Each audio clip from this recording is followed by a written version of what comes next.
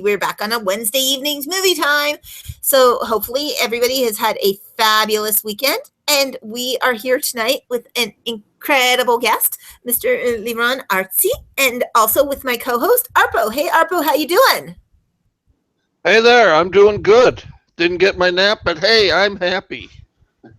No Olaf. Yeah, it's no. Olaf, I think, is going to be off tonight just due to the fact that he had a personal engagement that was unavoidable on his part. He may be joining us a little bit later if all goes well, but due to a personal engagement, he unfortunately is not here at the very, very moment. But with us tonight, we have our incredible guest tonight, Mr. Liron Artzi. Hi, Liron. How are you doing? Hi, good, Grayson. Thank you so much for having me. Pleasure to be here. So, can you tell us a little bit about yourself and how did you get into this industry? I was, one of those lucky ones that happened to be born to the father who is a film producer, and I was born in Johannesburg, South Africa. And my dad was making movies back in the day, independent films. He ran the distribution for Columbia TriStar. And he made some movies with Tanya Roberts, who is one of the James Bond girls. And he made a film with David Hasselhoff back in the day, right after he was coming off Knight Rider. And that was called The Final Alliance. And I used to go to the sets with wide-eyed open and very excited to be there. And I said, Dad, I want to act. I want to be an actor. He said, okay. So he came to me. I'll never forget it. He pulled me out of class one day. I had a really thick accent. I used to talk like this in South Africa. And he said, would you like to be in the movie? And I said, of course. So he put me in this movie. I played little David Hasselhoff. And I'll never forget the scene because it was my very first scene and I could not stop laughing. And here we are in a very delicate scene. Our car was driving along. I'm with the rest of my family and we are being chased by terrorists and our car is supposed to flip over and I couldn't stop laughing. So the director went to my father and my father eventually, they yell cut. I don't even know how many times. And they pull this. I said, what is so funny? What is so funny that you have to laugh the entire time? And boy, did I change my tune right then and there. And I came back to become big bad David Hasselhoff in this feature film and kick everybody's booty. And I had the acting bug. And from there, I came to the United States. We moved here when I was 14 years old. And I continued doing some commercials. I was actually in a Jason Alexander rolled gold pretzel commercial and continued from there to do a got milk commercial. And then I studied at UCLA. And while I was getting my undergraduate degree, I met an agent and he loved me and he started sending me out on auditions.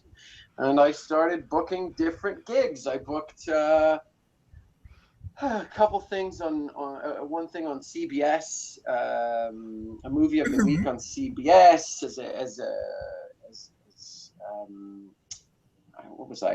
A kid, some kid who had one line, and I booked a couple of other features on HBO and Showtime, and I started getting called up to these big gigs, and I'll never forget it because I had a couple that I was really excited about. One was opposite Denzel Washington in this movie Virtuosity, and the other one was opposite Ed Norton in American History X. Nice. And, nice. That was a big one. That was the close one. I remember getting a call back. Unfortunately, never heard back from them.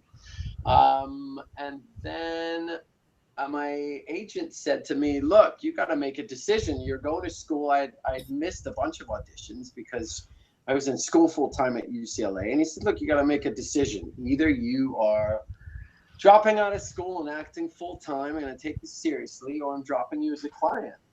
So I had a decision right there. And so I left UCLA for a year and a half to pursue acting full time. And got a couple gigs here and there. Listen, it was beautiful, but I was a little bored on the set. I was sitting there for 8 hours waiting to shoot one tiny little scene where I had one line. Yep. And everybody thinks the set is so glamorous and exciting, but in reality, things move really slowly. And I Yeah. wasn't complaining. Yeah. I mean, I was a kid, 21 years old, making $5,000 to say one line. It was beautiful. If I messed up my line, they were calling me back in to run the voiceover, and I was getting another beautiful check. So I wasn't complaining necessarily, but I just found that the grind of being an actor and really having to go to the auditions every single day and run around, and it's not as glamorous as everybody thinks just for that one line. And so I decided to return to school. I got my degree in sociology, and then I went into the distribution business, and that's how my career began. So tell me, how did Red Media Capital come to being? Red Media Capital was something that came to me after many years of working in distribution, particularly in the Asian market. So when I started out in distribution, I was working for a gentleman named Peter Newgard, who had come over from Disney, and I was taken to my first film festival in Milan. And a little funny side story there. There was a tiny little booth right next to mine, and they were selling, I think, about 4 or 5 titles at the time. I don't know if it was their first film market, but our booth was massive compared to theirs, and they were a little company called Lionsgate. And that was we know what happened there, but it just goes to show you never know. And for about the first 2 hours of the day there, I was told just to get people coffee, as an assistant does, and make them comfortable until the salespeople had time. But we were so slammed back in the day at the film market.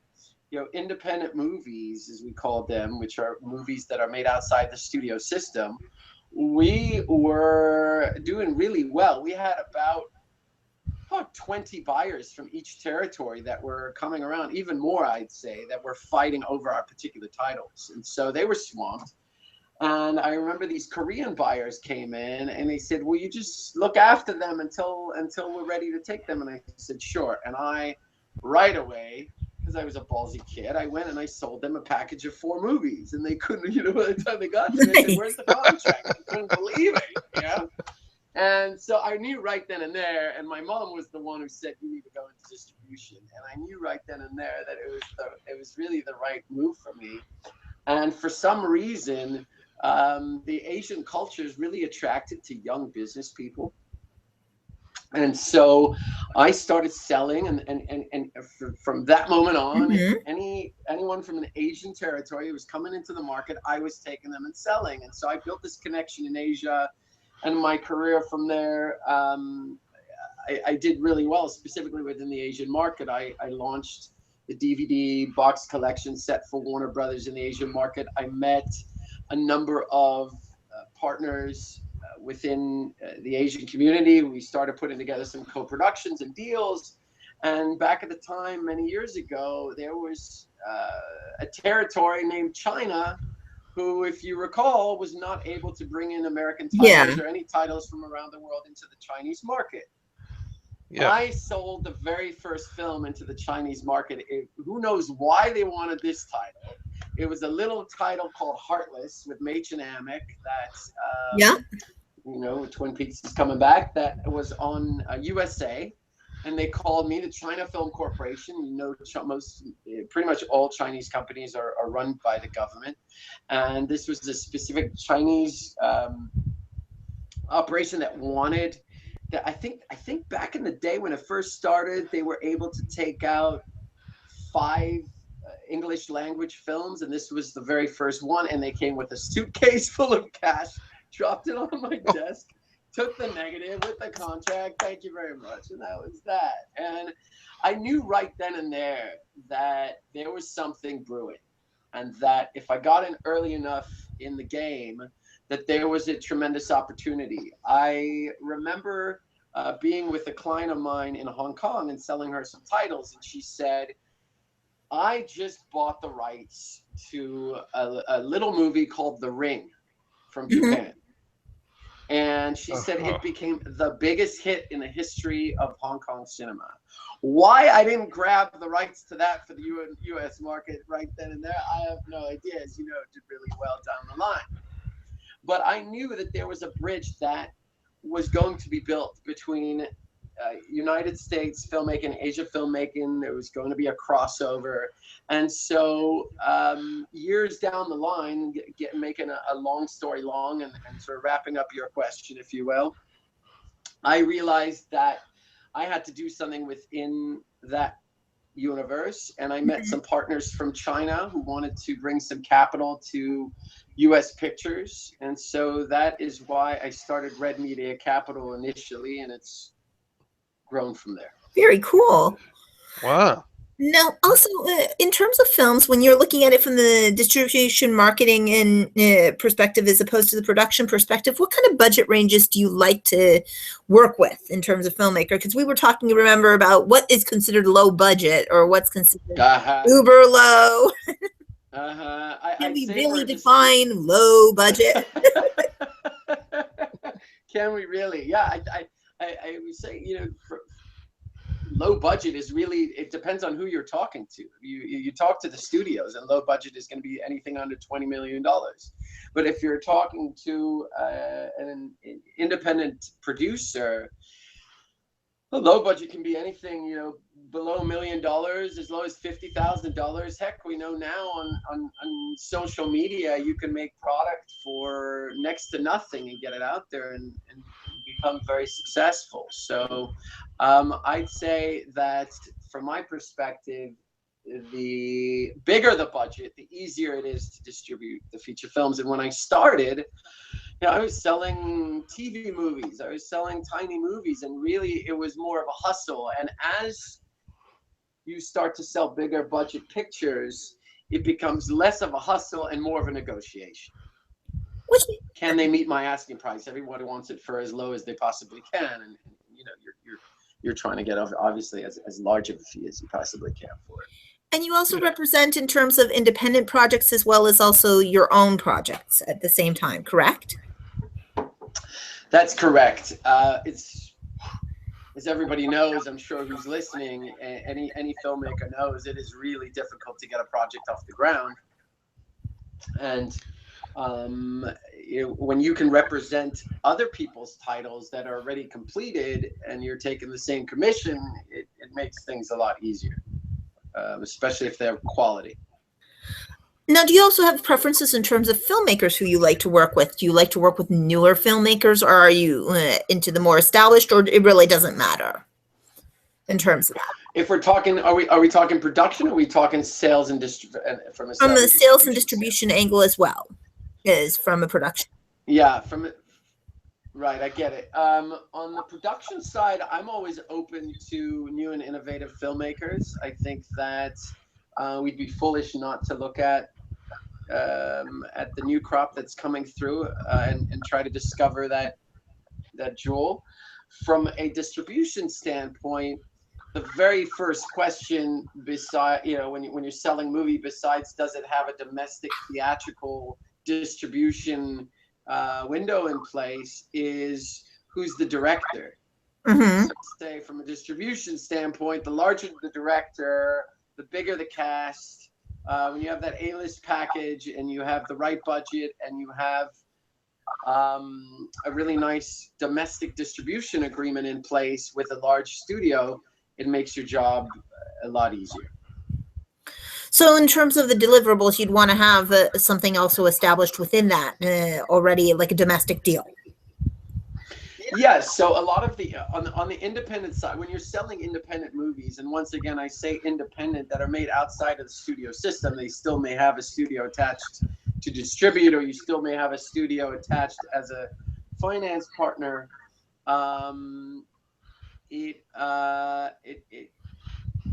It can be really advantageous to you to have things in place. So there's something called the pre-sale, which was invented back in the day, and this is a lot of the way that independent production companies finance their film projects, and the way that, as well, right now to finance some of our TV projects, is that you set these up as international co-productions, as you know, everything with tax rebates and incentives. But I think the pre-sale, if you want to pre-sell the rights to a certain territory, that can help you then finance your particular movie or your TV show. And so in order to pre-sale something in the film market, when I started, it was very different than what you need currently. When I started, slap somebody's name on a poster, and I could pitch my mouth to a particular distributor, and they would rush to buy it right away. Versus now, buyers have highly sophisticated and intelligent. They're looking for theatrical content, and so in order to have theatrical content, you need that deal in place in order to entice them to pay, because a buyer who's buying a film in Italy or a film in Argentina heavily on the flash of the U.S. release. With also Brothers is releasing the picture. Sorry. Yeah, I was just going to say, if Warner Brothers is releasing the picture, they want to know that it's the studio itself, and they want to know that it's going out on 2,000 screens. So with that being said, I was going to also ask, it's like that they want to know these things, but also with digital becoming a big player in now the age in terms of distribution with it, it's like, do you find that also in terms of now it also hinges, do you have a digital deal in place as well? Or is the pre-sale market shifting to, well, we need a domestic and a digital deal before you even hit the foreign markets? I don't know that a digital deal carries so much weight at this current juncture if the picture is going to be specifically targeted for a theatrical release. So if you know, a digital deal could be interesting if we're talking about releasing on a different platform to these distributors, but if they're going to release in the theatrical market, they want to know that the U.S. rights are locked up and that it's going to be distributed by a major or a mini major. Yeah, it seems to me that the digital side of it, when you're dealing with the theatrical release, they're interested in knowing that it's going to be sold in foreign markets before, you know, they decide whether or not they're going to pick it up for themselves. Because if it's being sold in foreign markets, that's going to be more money for them if, you know, if a Netflix or Hulu or Amazon puts it on their site for people to watch. They know they're going to reach more people because, you know, the word is getting around the world in different countries from those sales. Certainly. I think we are currently shifting the landscape from theatrical to the digital world, and I look, just as the Scorsese picture was announced, you know, Pacino back together. I think it was $100 million budget. So I certainly think that there is a shift towards digital, and that we are going to be seeing some remarkable changes within the industry. And even on a smaller scale, it allows for much more content to be produced and financed by these digital channels. So how do the international markets shift as we continue to evolve from our side? That's a really unique you know, a unique angle, and something we should really be studying at this point. One of the things that we also were talking about in a few weeks back in our episodes as well is the kinds of movies that are being made in today's day and age that have been evolving as well, because we even spoke about that earlier today with our interview with Sid Haig. In regards to this, a lot of movies that were on deeper subjects are not being developed today quite as much as it used to be in terms of that. It's like there are certain films, do not get me wrong, like there's, for example, Crash, other films that happened that are more modern, but it's like you don't get a Children of a Lesser God. You don't get movies that have a really significant social message that really comes out in a very interactive way in today's filmmaking. And we're wondering, what's the challenges that you find now in terms of finding the product that markets well for that sort of thing, as well as also why you would feel that the audiences, is it the audiences or the distributors that are just not responding to getting deeper material? Yeah, it's a really interesting look. I think if you were to go to Netflix, you'll find some, as you call it, some really deep material. Yeah. Whereas, not to knock America, but the average American and the average person around the world are not sophisticated cats that are looking for really deep material. Most people just want to be entertained. And I think it's a lot easier for the studio when they've got so much money at stake. You notice they used to put out tons of films. Mm-hmm. We used to have a ton of choices, and the Lemleys and all these indie theater houses used to be packed with product. And I'll tell you, as somebody who finances pictures for a living, it is a really, who loves the social angles and movies that really speak. It's a really difficult thing to finance because it just wants to be entertained by some guns and some sex and some rock and roll. That's really what speaks to the average consumer. And I think from a studio perspective, they are only making about 10 movies a year now. Their budgets are significantly high. Everybody who's making the decision on what to greenlight is worried that their job won't be around in the morning. And so for them, they'd rather go and produce a Final Fantasy or a video game that has a following of millions of subscribers already, pump a couple $100 million into it, and with the chance of making $1 billion, versus going and throwing out more content. I mean, you certainly have the indie divisions that are certainly making and trying to find your Children of a Lesser God, but in today's society that's driven by IP, I think the studio is much more comfortable green lighting IP projects that are already successful in some form, or making sequels. You see a lot of sequels, and people say, "Why did they make that again? What reason do we need to remake these classics?" Well, they have a following of millions of.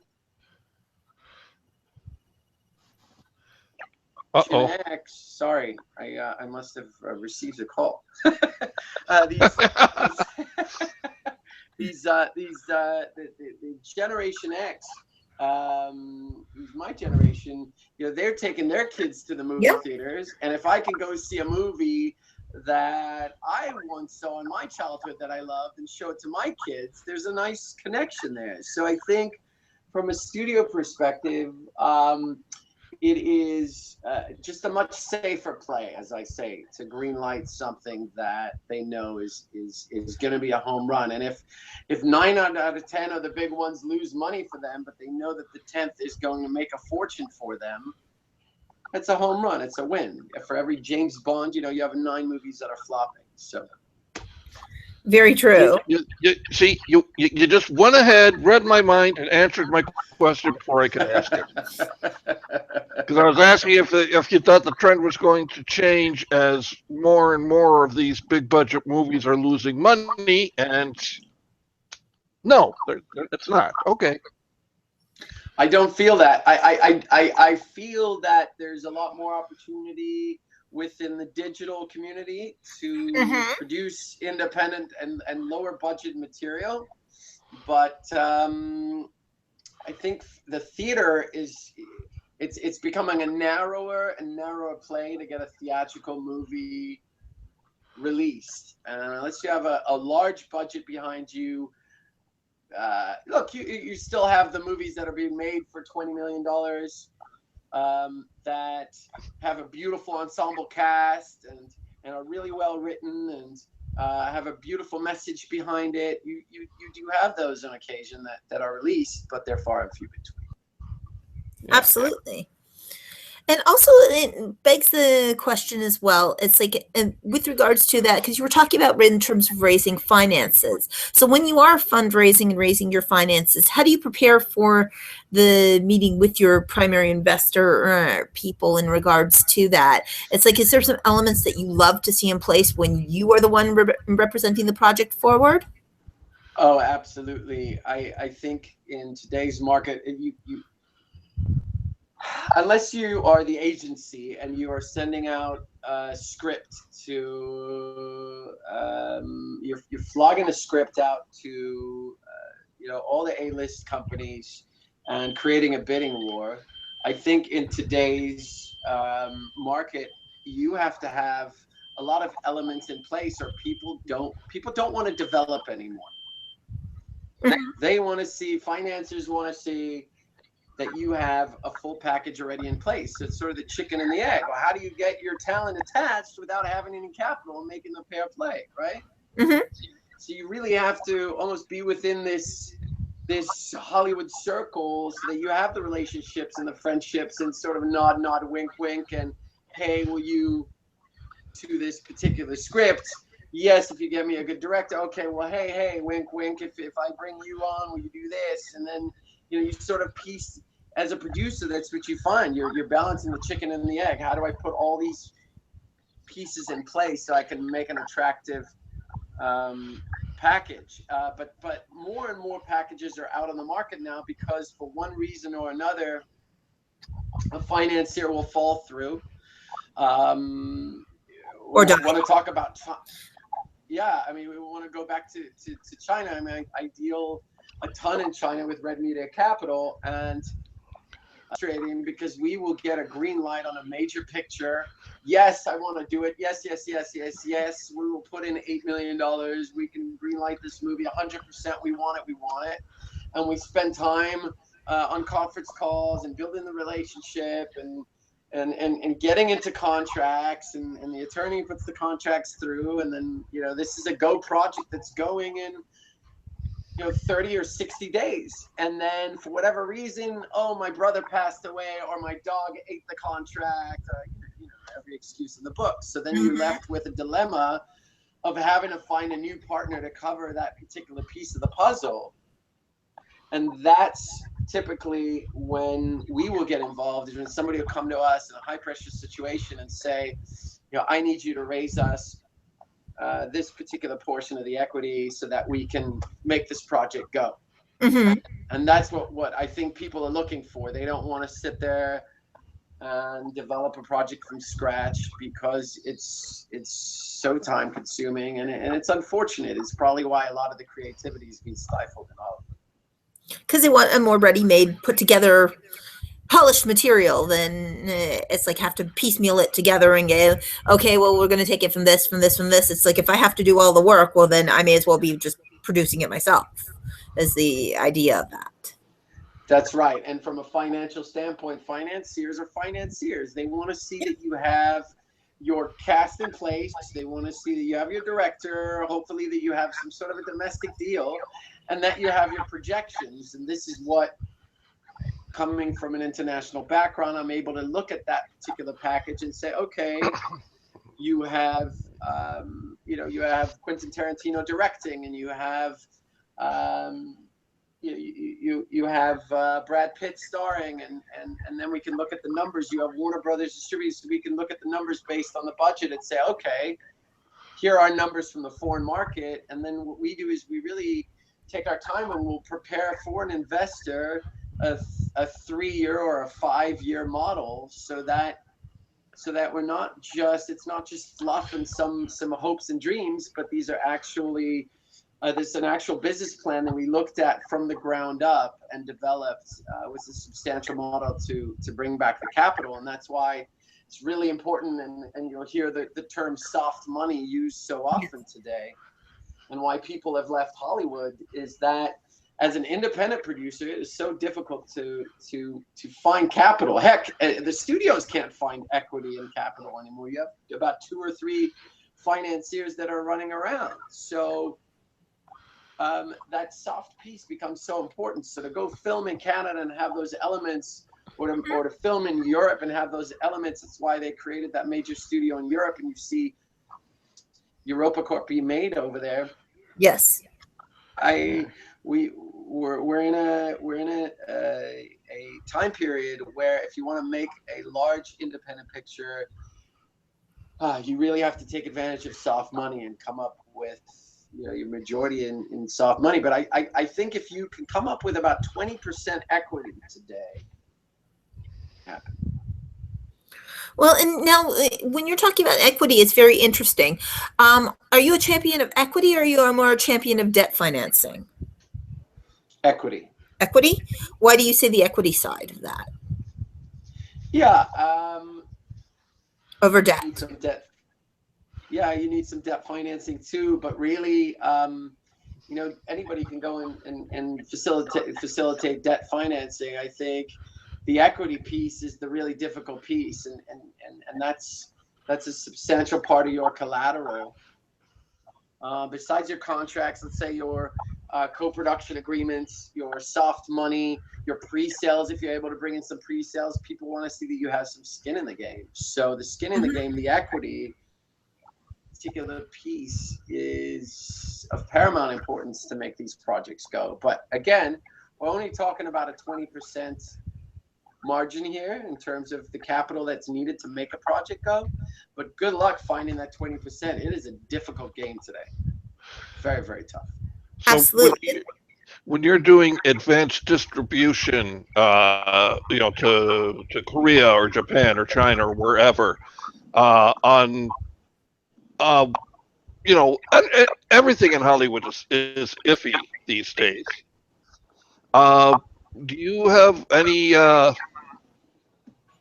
kind of risk management mitigation in place in case you sell them something that Hollywood doesn't deliver? How does that work? Yeah, that's a really interesting question, and people have gotten themselves in all sorts of hot water in the past over contracts. So initially, we used to ask for there's a specific payment plan. So when you sign an agreement, when you pre-sell a territory, say I'm pre-selling the rights to Japan for $3 million, okay? Mhm. They will guarantee you that 20% upfront. And typically it's about 20% that's pushed, and then certain percentage on production, and then a certain percentage on delivery. And again, every deal is negotiated differently, but there have been many a situation, and especially in the independent side. Forget about the studio. The studios, they can just pay it back. But on the independent side, where a lot of these mom and pop stores are just keeping the lights open by the skin of their teeth, that 20% is a big deal. So if they have 20% and they're gathering the 20% from 4, 5, 6, 7, 8 territories, and then for whatever reason the movie doesn't get made, well, you can imagine then there's a lot of bartering. Okay, I'll hook you up on the next project, or whatever we can do, or it becomes a real problem. You touched on something that has been a big issue within the independent film community. dealing with risk mitigation is what is a hard side on all of that as well, because it's becoming global with the finance and the production, and it's evolving, like the filmmaking process. Do you feel that it's becoming more global and that the audience demands are also changing and its tastes for that, so therefore it's requiring different things from different foreign entities? Yes, and you certainly, because of the co-production structure, right? If I want to shoot a picture as a Canadian European co-production, a lot of my elements have to be in place. So I'll need the director to be from Canada. I'll need the writer. If I want to take advantage of the German side, then I'll need one of the German leads to be a German player. You'll notice in a lot of today's films, you'll have major Chinese stars that are being placed into pictures, French stars. It's all to take advantage of co-production financing. So as far as how risk management plays into that, I've heard all kinds of horror stories as far as money being taken and never returned. And that's why I think people are more cautious these days to give you the green light and to actually sign that agreement until they know that the project is definitely moving forward.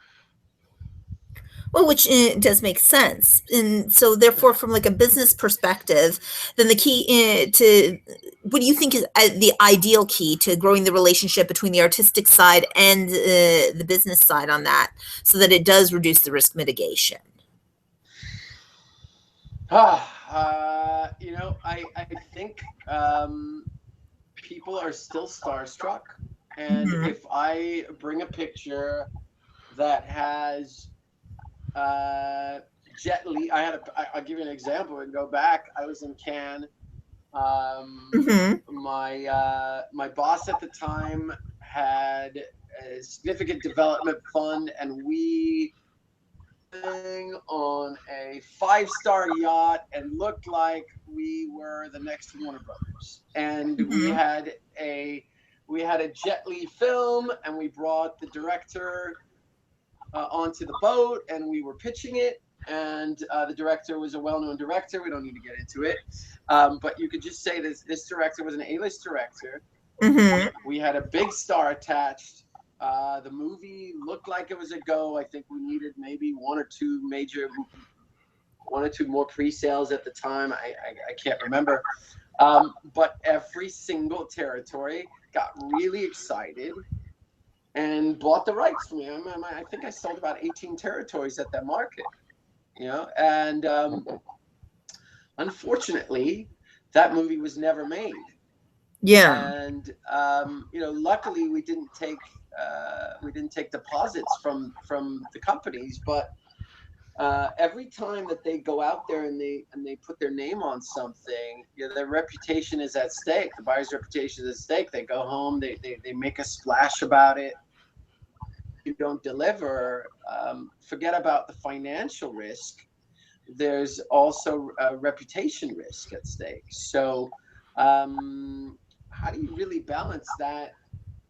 I don't necessarily know, but I can say that in today's market that people are far more reluctant to sign the agreements, and if they do sign the agreements, that the terms of the agreement now have changed to where they're not putting a dime into the into the production account until they know that it's definitely moving forward. They're not paying the distributor. So at that point in time, you really do need the gaps and super gaps that come in at that point to bridge it until you can get the MGs. Well, absolutely, but you rely on the MGs.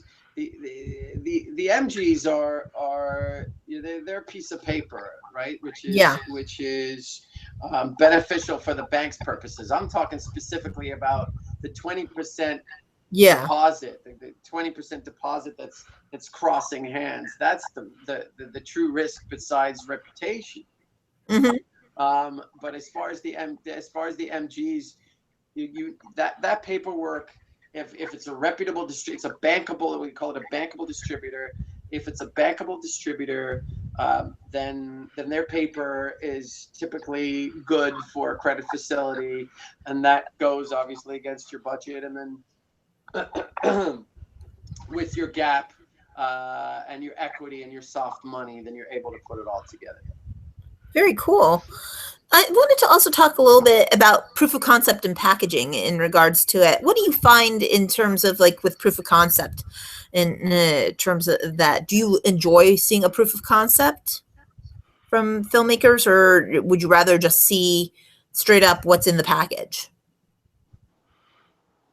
Especially and by proof of can you define what a little bit more of proof of concept, what you're thinking? Proof of concept, a small mini trailer of what they would see as their artistic vision of the project. Yeah, I got it. That's what I thought you meant. Yep. Honestly,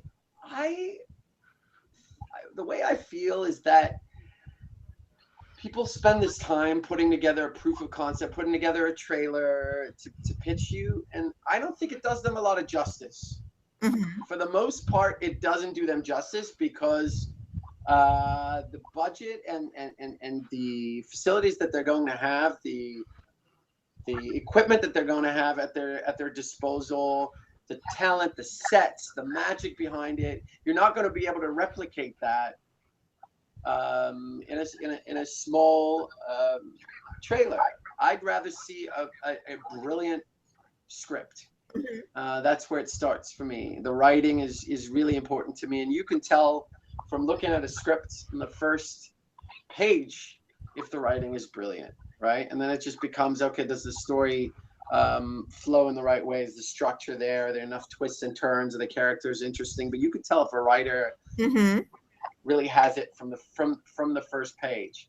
And if it's a brilliant script and it has the elements that we're seeking, which are recognizable cast that can sell the project, an experienced director, then we can take it from there. I don't necessarily need a domestic deal in place when I look at a project to move on it, but that certainly helps as well. But to answer your question, no, I don't really feel that you need to spend your resources being a proof of concept.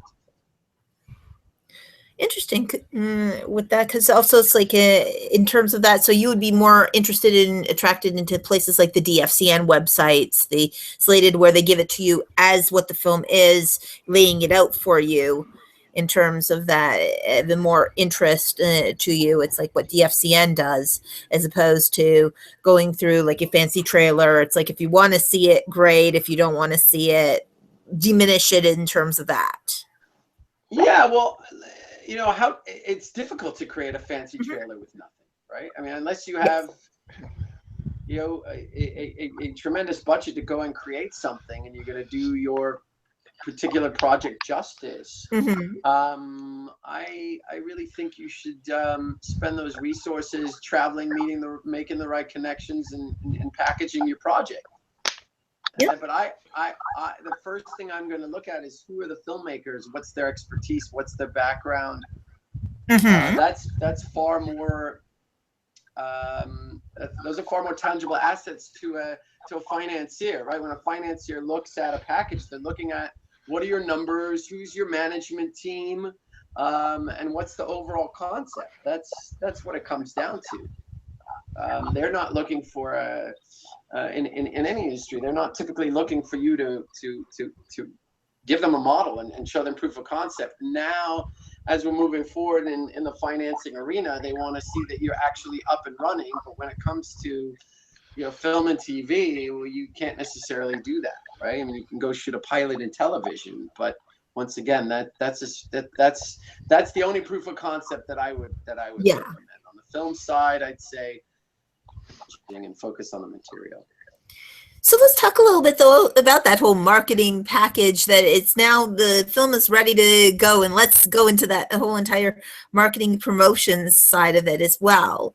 So it's like talking in that in terms of uh, that when dealing with the marketing, what's like the most direct and effective tools that you feel that the filmmaker can do? Because it's like it's now a collaborative effort between the filmmaker and the network, the filmmaker and the distributor. How do you feel that there are the best tools that a filmmaker could use towards enhancing the package for marketing purposes?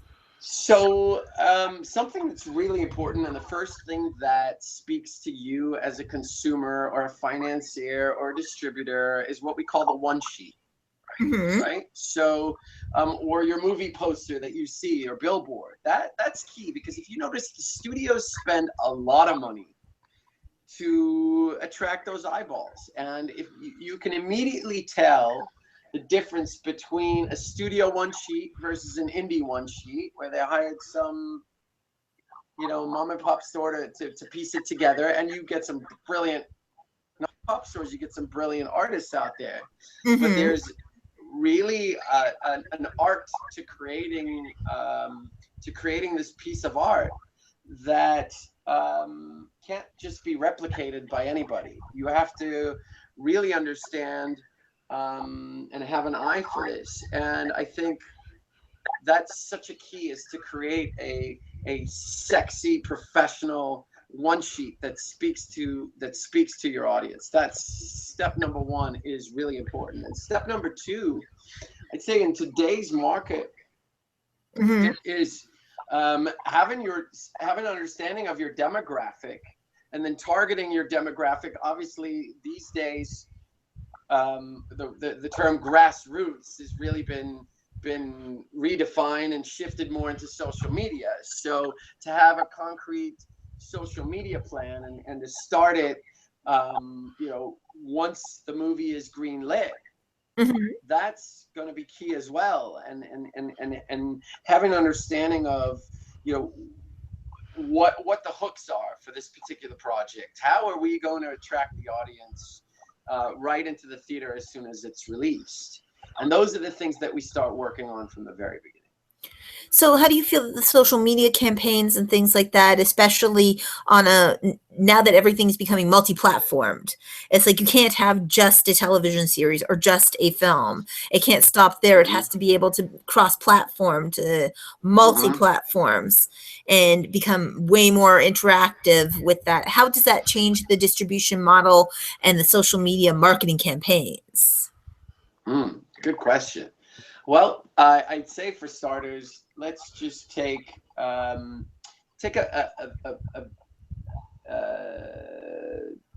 any video game, for example, that's been really successful, right? So right away, you have a core audience that is already engaged. Yes. And from that perspective, you know exactly what that audience wants to see, because they've been playing this game for a number of years. Now you can hone in on that particular hook, as I said before, whether it's a specific character from the show that everybody's in love with. Sometimes the IP is driven by the content itself, so you have to find something in the storyline that people are hooked by. What is it that drives people, drives consumers to go and we'll buy the merchandise, and we'll watch the TV show, and we'll play the new games, and we'll go to the theater? What is that particular little thread line look like? And what is that hook that we're trying to attract the audience with? So if it's action, then you're going towards a particular demographic of 18 to 30, let's say, males who are playing these video games. If it's children's book, then you know that you're going to a different audience, right? And then you're targeting a much more a wider demographic, because you want to reach the kids and you want to reach the parents. So I think it really is project specific, and there's not one solution. But I think the answer to your question is, you find the common hook and the thread that links all your different mediums together, and then you use that hook to target your demographic throughout the different avenues of distribution. So that makes perfect sense in regards to that. And so it's like basically when you're also dealing with that, it's like I know that with different social media platforms, it's targeting off to different audiences. So having in mind, do you keep in mind then who your primary and secondary audiences are to be able to branch out your social media, or do you target on multi-platform as well for them and hope that your audience Yeah. finds you? Yeah, I think both. I think you want to do specifically targeted ads and promotion, and then I think you want to cast a wide net to sort of bring people in the fold who you wouldn't necessarily think would be interested in. We are very blessed because once you get to the level where you're going to distribute your picture and you have a large print and advertising budget called P&A, we work with different media buying firms that specifically analyze all the numbers in all the different mediums, and they're the ones who will decide exactly where you're going to place your ads for the project. But from a grassroots perspective, I think we go both specific targets and then a wider net. Now, I'd like to talk a little bit about trends. First of all, because I know you cover a lot of different Asian territories, do the different territories have different trends in movies that they prefer? Oh yes, every market is different.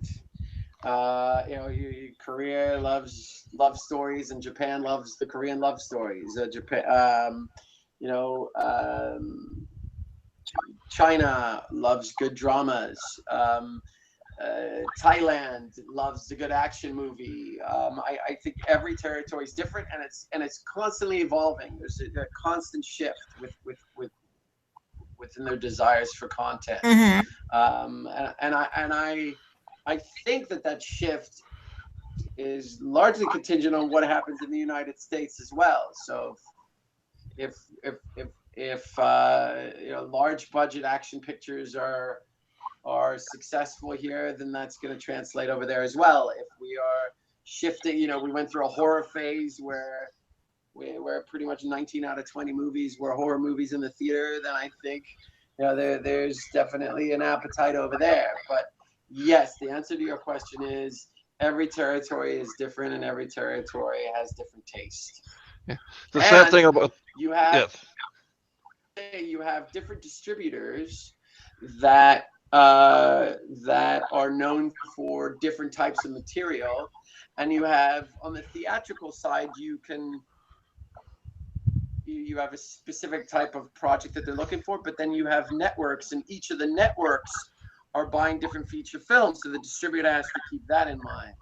Yeah, because they're typically buying all rights from you, so they're going to buy the rights for your theatrical, and then they're going to want to know, okay, this is going to play well in theaters, but then I know that that this particular channel, that there'll be an appetite for it. And you'll see a lot of wheeling and dealing on the floor. They'll run to you the first day of the market.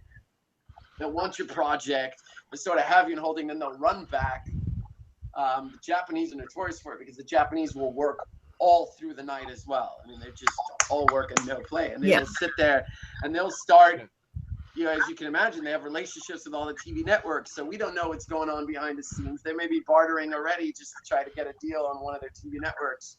And then they'll come back the next day and they'll negotiate the deal with you. So there's all sorts of things that are going on behind the scenes with that that are interesting as well.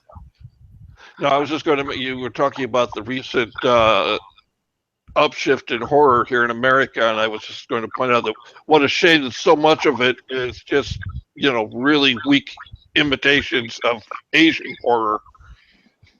Absolutely. But that said, you have to keep your eye on trends and on future trends. What do you think is going to be the next big trend in filmmaking that you're going to have to figure out how to sell to these markets? If I could tell you that, I'd be a billionaire, right? Look,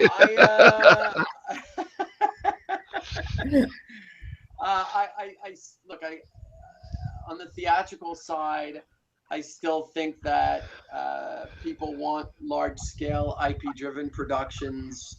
I think virtual reality is the next trend. There's the answer. Virtual reality is going to be the next hot trend within media. It's certainly the next logical step after 3D. Well, I think the 3D was always the stepping stone to virtual reality. I think that it was like, meant to be the child to its actual parent, because really interactive film, they've been doing that. They did a VRML interactive project with Midsummer Night's Dream a long time ago. And it's like when they had done that, I was like, okay, I know that this is going to happen. People were like, no, this isn't going to happen. You're crazy. It's like, no, it's really going to happen. People are already developing it. You know that the studios all imitate each other. If somebody comes up with a fantastic sci-fi project, then all the executives are scrambling to find another fantastic sci-fi project. You see that trend all the time. If somebody comes up with a Blair Witch project, you see 8 imitations of Blair Witch that are coming out. So yeah, I think people are almost afraid to take that next step and to be courageous and come out with something unique, as I said before, because their job is on the line. Which makes a lot of sense. So it's like there's a gajillion questions we're going to have to ask, but it's like I know that also we're running down on time, and you got to promise us to come back again, please, and do part 2 of it. I would love to. Sure. Fantastic. But also the one I wanted to ask you just before is, what do you think of these places? Because I know that you go to places. You've gone to Cannes in the past. You've gone to the AFM. And you've also been to Busan. I'm guessing, being the part of the Asian market, very familiar with Busan's market as well, and Berlinale, etc. It's like, so do you feel that there are great places also for filmmakers as well to learn a lot more about it, or is it more of a market towards trending of? It's like, where do you find them beneficial towards helping to understand this industry a whole lot more? I absolutely would recommend to filmmakers to attend the major markets, the Cannes Film Festival, Toronto, Berlin, the American Film Market, for knowledge, B, for connections. Yes. Because you can meet, so that's where all the financiers are attending. That's where your distribution companies are going. That's where you really want to be. And I think that it can be an expensive venture, but it's really a worthwhile investment. And I would highly recommend to everybody to attend those markets. It does make sense. And just before we go, I wanted to know, how do we get you in social media? How would you like to people to get to you in social media? Well, I would. They can find me on Facebook, on LinkedIn. I'm an open book. Liron Artzi is my name across all different types of social media. I would also like everybody to check out something that I started, which is called The Secrets of Positivity. And that is, I'm trying to shift consciousness in the world, because I spent a lot of time in Costa Rica over the election, and all by the way that people were treating each other on social media. And I feel like we've gone into a sort of a dark hole as a society. And so I'm trying to shift consciousness, and people can find me on The Secrets of Positivity. That's a Facebook page as well right now. And we'll start a movement and try to shift the world slightly towards the positive and make a good impact on humanity. Well, we could do a whole show just on that. I would love to. Yes. It's like when you come back to us again, you definitely can also talk about that as well. And Beautiful. Also, so any up and coming projects that you would love to promote just before? I have generally realized that the more I talk about a project, the less they happen. So things are fluid and moving, but I'm perhaps the next time that you have me on, I'm more than happy to share what we're working on. Sounds really good. See, sounds very intriguing. Now it's like I gotta come back to us really super soon. Oh man, it's like now we got to bring it back. What are you doing next week? That's exactly why I did that. I set it up to get to bring me back. Yeah, it's like it's like we're having a Friday show coming really soon.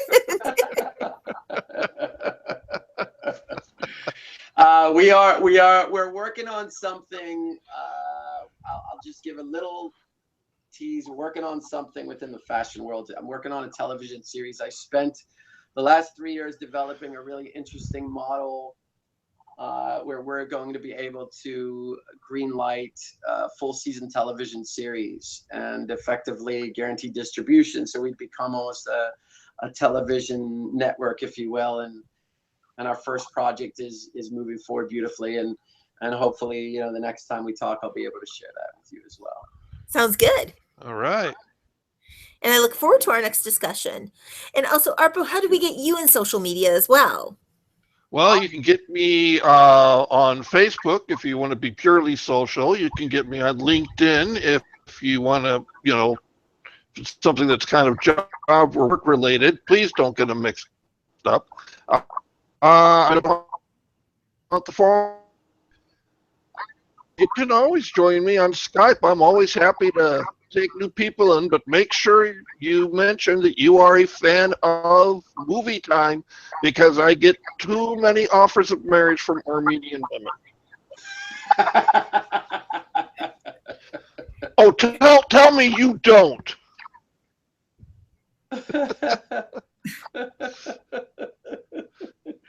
I can't. There you go.